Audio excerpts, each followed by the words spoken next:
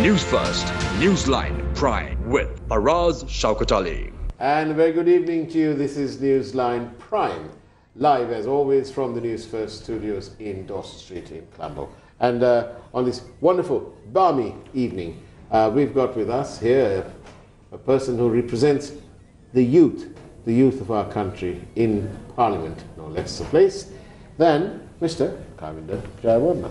Very good evening to you. Good evening, Faraz. And I really am much obliged that you've turned up here.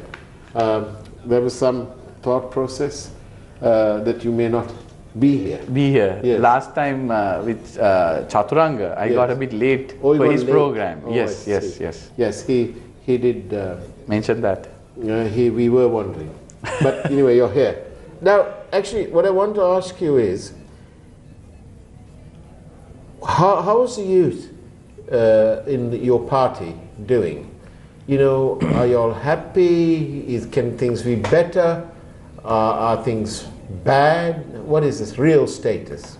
Actually, the youth, and not only the youth, the entire party per se got united when the entire crisis happened for last 58 days and when President appointed Mahinda Rajapaksa as the Prime Minister. Yes. And the youth of our party also got united, and some of them had issues because, you know, when you're governing the country, there are a lot of disappointment, disagreements, and some of them expect a lot of things. But as a government, there are limitations that we also have. Yeah. We can't give jobs to everyone, and some of them expect government jobs. But your party leader promised us as the Prime Minister. Yeah. That is not only all government jobs. Okay, but he did say 1 million jobs. Yeah, 1 million jobs. Not all of it is going to be government jobs. No, right. No, to be fair, he didn't say. Yeah. He didn't say government jobs. Yes, he that's said right. 1 million jobs. Yes. I'm still waiting. So now we have started the enterprise in Sri Lanka. Yeah. Right. So we want to have entrepreneurs of the country.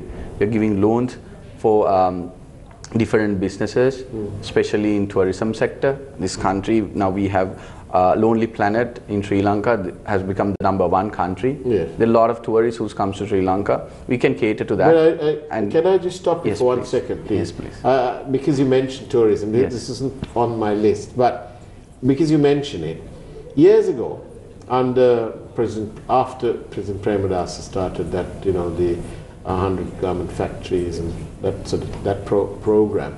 Years ago, you asked anybody, you know, what do you do? And he said, garment karno. Okay. But now the trend you has ask changed. anyone, hotel karno. But what I want to know is, are there enough regulations? Is it all going to end up like a disaster that happened? Faraz, the thing is, I'll tell you what the problem in the government. Are kids learning enough English to deal with the thing is, with the factories, what happened, when the past government was governing, we lost the GSP plus. Right? So the factories couldn't sustain here. So the factory owners had to shift to different countries like Bangladesh, India, likewise, even Mars and Brandex, even being Sri Lankan companies, they had to move out. Right? Then BOY projects didn't move forward. So right now, for us to put up a factory and recruit National Party, your ideology, the capitalistic ideology is that the market must find its own level. That's right. Now the market has changed. No space. Now the market has changed. Now the market has changed. But in the meantime, there is no space, Kavinda, for people to expect to get handouts from, whether it is in Sri Lanka, local government, or you know, from the government here, or indeed from foreign governments, because that's not helping. That's not the true ideology of the United Nations Party. No. Now we have to change with the trend, and the world is becoming more sophisticated, right? We have to think of new innovations, new fields where the youth of this country would be happy working for. Right now, just because we want to put up factories, some of the youth doesn't want to go and work for a factory. Yeah, right. Because the conditions and the pay isn't enough. And the social, you know, the social understanding and how they look at themselves, right? So they just don't want to be called as, oh, I work in a factory. Yeah.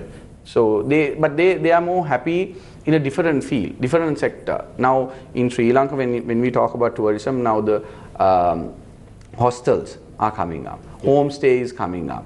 So different fields are opening up. So these youngsters can go and explore themselves and see whether they can cater to that. Now you see, Kavinda, the type of people that you're talking about, people who will use homestays, the backpackers and so on, they don't travel in, if you look at the figures around the world, such travelers don't travel on traditional aircraft or on traditional airlines. That's right. They travel on budget airlines, on non-frills, low cost. Right? With you. Now, if you look at the number of airlines that arrive into Sri Lanka, most of them are traditional airlines, what we call full-service airlines.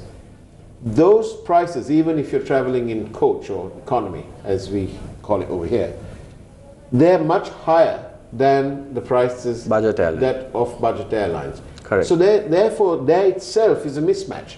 Yes. You're bringing in people who are paying a high amount, but those people are not prepared to stay where the backpackers are going to stay. Correct. So straight away we have a mismatch. I totally agree with you. I totally agree with you. This is why we have to have a system, right? We need budget airlines. We need flights direct flights from Europe, from Russia. That's right. And here's the problem.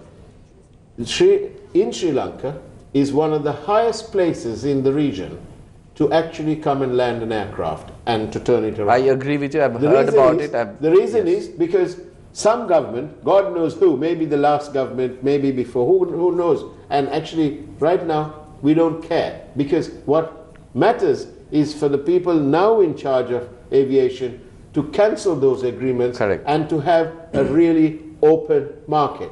I'm not going to argue with you on that. I agree with you. We have to reduce the landing charges and even hanging charges. We have to reduce that and let the budget airlines fly into Sri Lanka. I agree with you totally. Exactly. And also, when we look at what's happened to Sri Lankan Airlines, you know, most of the cost of the airline is clearly the biggest sort of cost center is the fuel. But in the 4 years in this government, whilst it's true that we've had peace in this period, and peace is essential for tourism. We had Hiran Kure here the other day, and he told us this as well. I quite agree. But what I find it difficult to chew on is that the Sri Lankan Airlines losses have actually increased even though the world oil prices have reduced. That means when you look at it and you examine it and look at it like that, it looks like the corruption and harsh word, mismanagement of Sri Lankan Airlines has continued. In the previous government, we had a planter who happened to be the brother-in-law of the then president. He was put in charge of a national airline. I didn't know that Sri Lankan Airlines had any investments whatsoever in plantations. Right? Now, we were told that good governance will bring us professional people to run things. We understand the dynamics of politics in this country, where you need, your political supporters need to be recognized. But they can be chairman and so on. They don't get involved in the nitty-gritty. Nothing wrong in having a politically motivated chairman, but to run the troops need to be run by professional people who know what they're doing.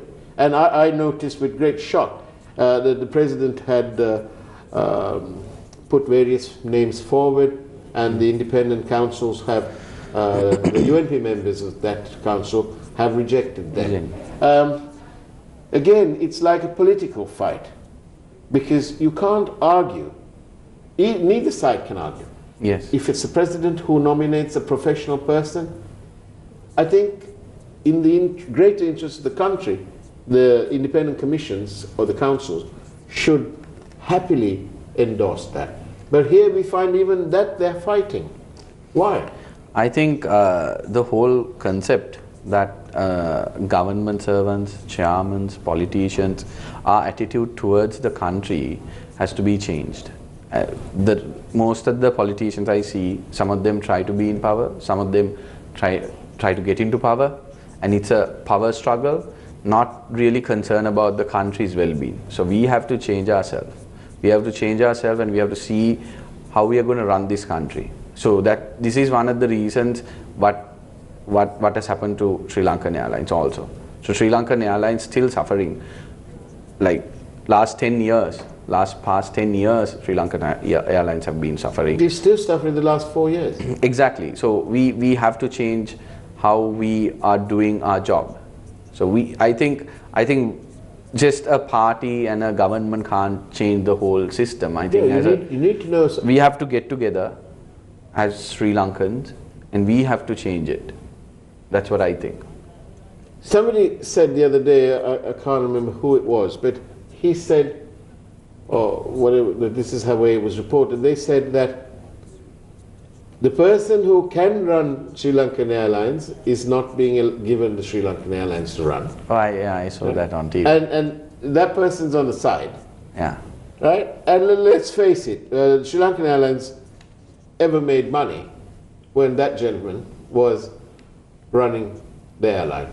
Look, many years ago, under not even under the Rajapaksa, I think it was under Mrs. Kumarthunga. Yeah.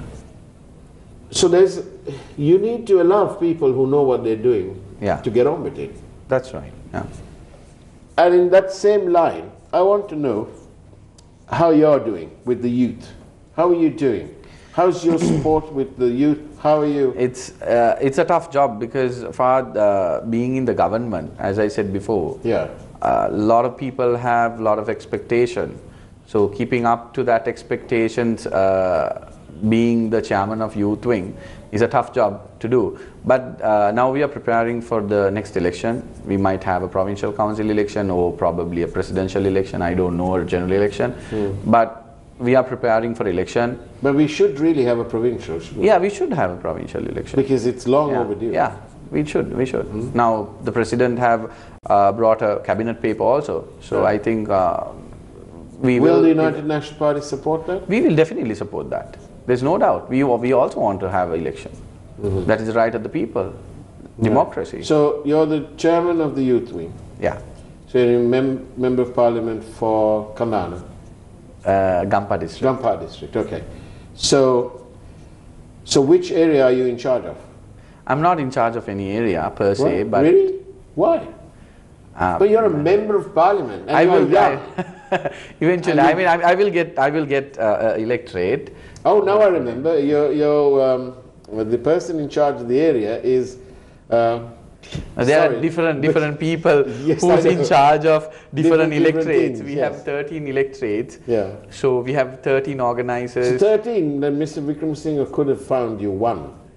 Yeah, probably he didn't wanted to take someone off just like that because... Come on, Kavinda. What I'm saying is, you know, we have a lot of sympathy for your party. But let's put it this way. People have had their uses. And it's time for some people to gently move away. And with all due respect to Mr. Joseph Michael Pereira, he's a little bit on the old side now. And how about you, youth wing, member of parliament, and God knows how many people you bring to all these events. You obviously do well. That's why they want you. Your youth, your energy is incomparable to some old fossil. No, I mean that in a nice way, you know. No, I think he have done so much for the party. Of course he has. And he was a former speaker. Yes. So probably it was difficult for the party to just take him out of the electorate because that's the only thing that he has. Can't you touch his head and say, Uncle, look, come on, stand on the side, I'll do it for you. How's your relationship with him? Good. We have had ups and downs, you know, in politics, that's how it is. Well, that's, but we are good. I met him today also in the morning. We were at a opening ceremony. Does he allow you to play at least the de facto organizer? No, not really, because you know, when you are organized, you are the organizer. You know, when you are so the boss, you are the boss. Right. So he hasn't delegated anything your way. But I do my thing. I do my politics in the district. So I find more confident, and because I have dedicated all my life in it. So I'm not doing anything other than politics. So from morning to night, I'm running around doing my thing. So and you don't do any of your medical stuff No. I'm full into politics. You said, why did you become a doctor? Actually, to be honest, I wanted to be a pilot. My dad said that he wants me. Thank God you didn't become a pilot, because you know we'd be asking you all these questions about being a pilot. Flying a plane. Plane, yes, yeah. So he wanted me to be a doctor, but after I finished my O-levels, I saw how my dad was doing politics and how he was involved in politics and how he saw the national issue. You're a remarkable chap then, because you know becoming a doctor isn't quite easy. Yeah, you need to have an above average, way above average education. Yeah, it was very difficult because it was a tough, we had very tough exams. I studied in India, and one of the leading universities. It was affiliated with Harvard also. So it was quite difficult because I was new to the system there, and but I got through, and then when I came here, my dad passed away, and I thought I should carry on with his legacy and do what's right for the country. So you never practiced as a doctor? I did my internship in India, and then when I came here into hospitals, I trained myself, and then... you know, I don't know whether you touch base on this, but I'm told, and I intend doing a program on that in the coming week, that the waiting list for cardiac treatment through the national hospital, it's very long. It's something like 5 years. Yeah. There's a lot of people who come to us also asking, you know, can you talk to the director of the national hospital or but isn't that wrong? It is wrong. Is it wrong that people have to come and ask you when something like this needs to happen? It is very wrong. I agree with you. But as a government, what we have done is, we can't change everything overnight. Yeah. But Honorable Health Minister have done something very remarkable of reducing the stent price. Yeah. So you can even get it done in a private hospital. So the percentage has gone down. Before it was like 300,000, 400,000. Now it's about, I think, if my numbers are right, 20,000, 30,000, or probably at the most 100,000. So these are top grade, the best stents. So even in the private sector, we have reduced the prices. So the load for the general hospital has gone down a bit. They must have caught me at the top end of it before the thing, because I paid very much more than what you've just said. When was it? In May last year. Last year? Yeah. Probably after that. Yes, because it didn't cost me one that stent. amount you say. One no, stent. I had 4. Yeah, one stent was, I remember before reducing the price, it was 400,000. Oh, okay. Now it is way less. Okay, all right. Well, it must have been then. But anyway, so what are you doing about this thing? No, what I personally think what we should have, I mean, a lot of people will not agree with me on this, but this is what my feeling about this whole thing. I think we should have an insurance scheme for the country. We should have an insurance scheme for the country. And but who's going to pay for it? Already we are paying for the patients at the hospital. Right. Right? How much are we spending per bed? Like, ICU bed is around at the most 20,000, 30,000 per day, the cost. If you do dialysis, it's around 10,000 per day. Right? One session. 4 hours dialysis session, it's 10,000 rupees. So I think if we have an insurance scheme, just like how we have it for the school-going children, our government initiated it. Honorable Akhila Viraj Karyavasam did that with the blessing of my Prime Minister. So I think we should do something similar to the health sector, at least concerning, you know, non-communicable diseases like, you know, heart diseases and some of the cancer patients. operations. You know, these kind of things has to be, the load has to be taken out of the national hospitals. And as the government, we should pay for the private hospital. I'm not promoting, not trying to privatize healthcare of this country, but I think definitely we need a insurance scheme for the healthcare system. What you're saying is it is a practical practical method to draw in the private sector as well. So that the ultimate goal being to drop the waiting list. Exactly. Well, there's you have what are your party faithful saying to you? The seniors, the inner club. What are they saying? I mean, I haven't, to be honest, I haven't spoken to them about it, but I'm doing some research about it. I'm doing my maths. I'm seeing how feasible this is, how practical it is, and once I am very well sure of whether this is possible, I will speak to the hierarchy of my party.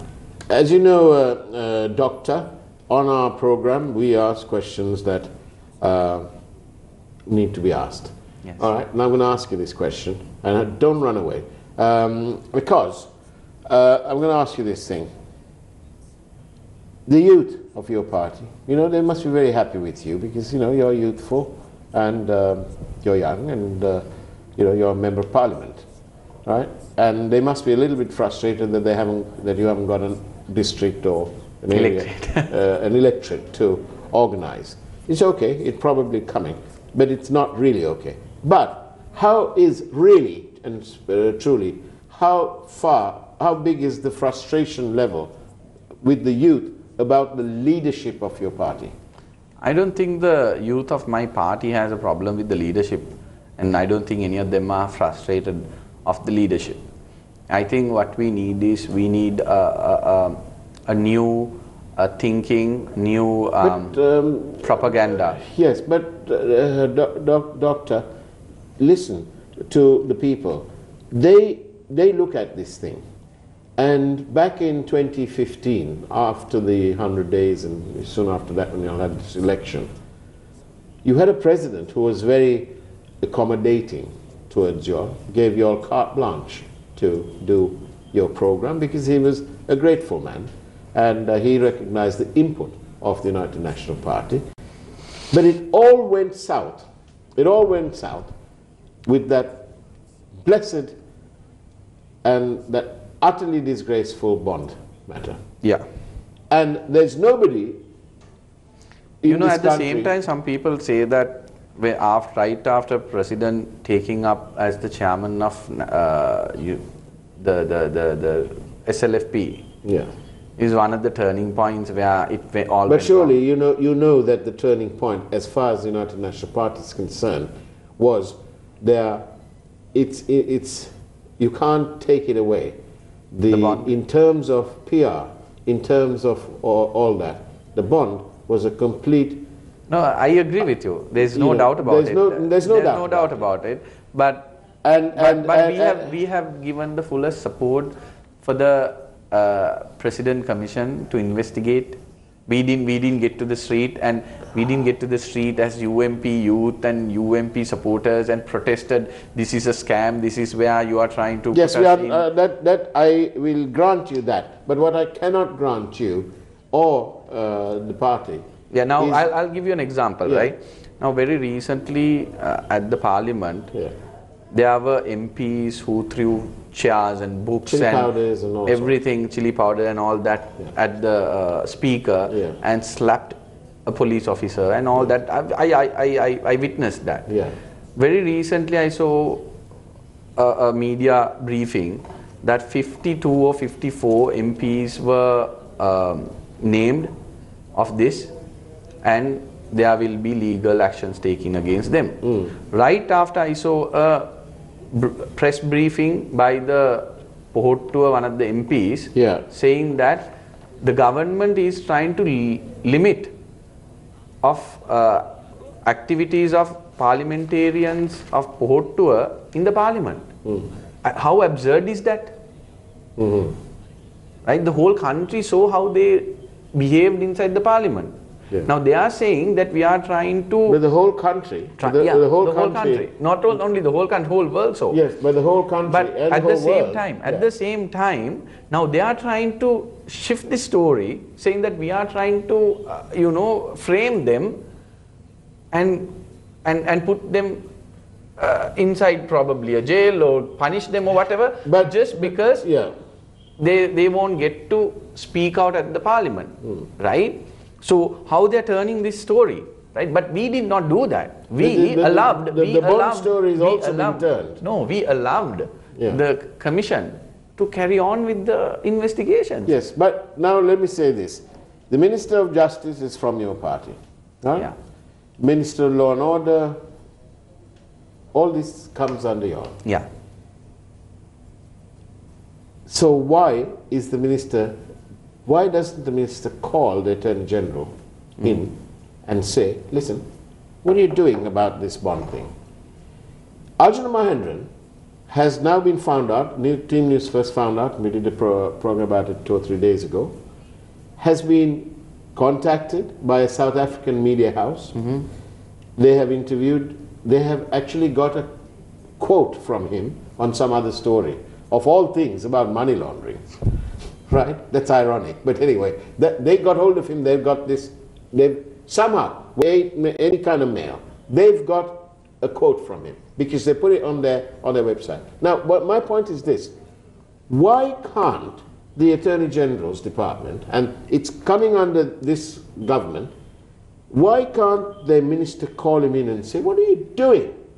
If you can't find him, institute action against him. I think they have sent a red notice to Singapore. The red notice means nothing. That's just a travel thing. And His Excellency the President, when he was in Singapore, His Excellency the President can ask anything from anybody. It doesn't mean that anything's going to happen, because the law is the law. President Obama mentioned this at the Organization of African Unity when he gave one of his last speeches there.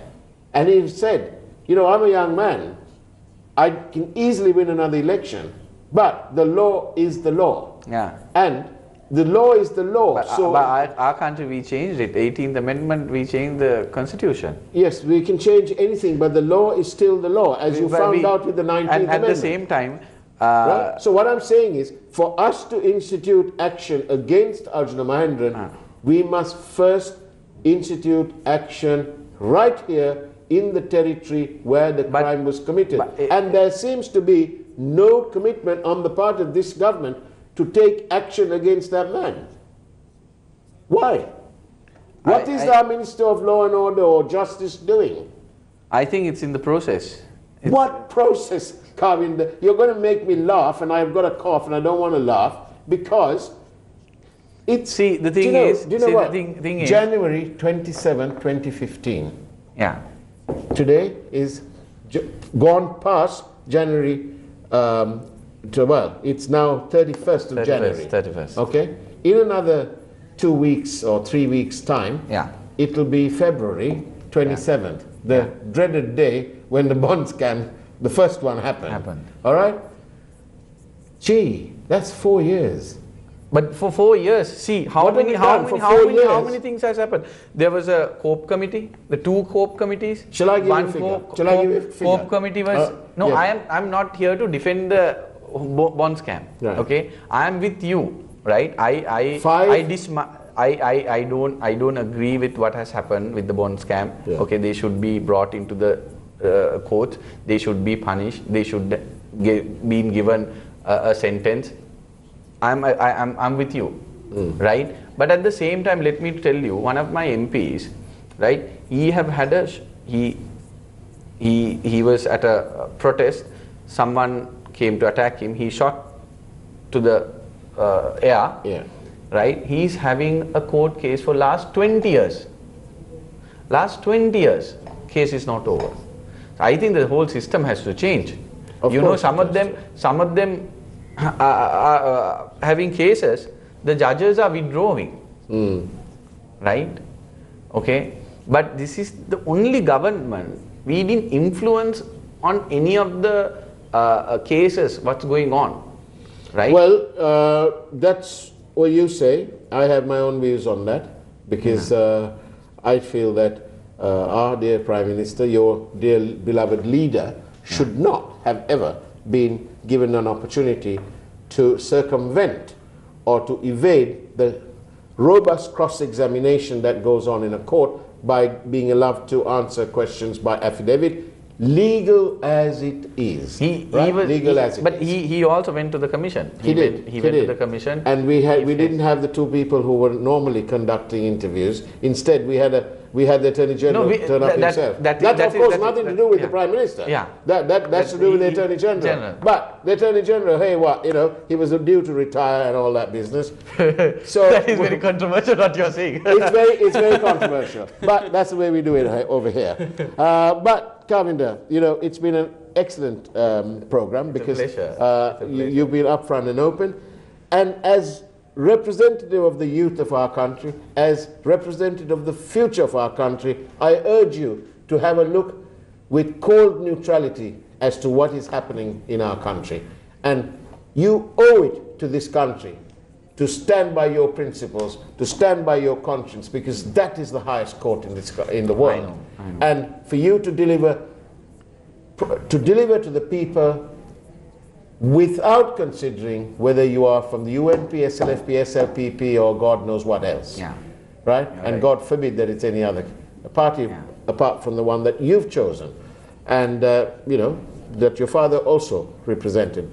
But your responsibility remains to the future of our country. And I do hope that people like you... I think as politicians we can do a lot more for the country. I think the way we think about politics has to be changed. That's very important. Well, as you know, we as a network are right here, right behind anyone who, and especially the youth, people like you who want to make a real change in our country. Yeah, this country is not poor. This country is rich in many ways. Absolutely. And it's just that we have made it poor. So if we change the way we think and change the way how we do things, I think this country can be developed, and this country will be a better place than ever before. So bravo, well said. Yeah. Kavinda, thank you very much. Thank you. And that's the way it was on Newsline Prime. Thank you. Sorry for the delay in overrun, but we had so much to talk about.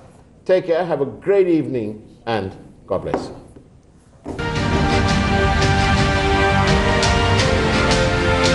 News First, Newsline Prime with Faraz Shaukat Ali.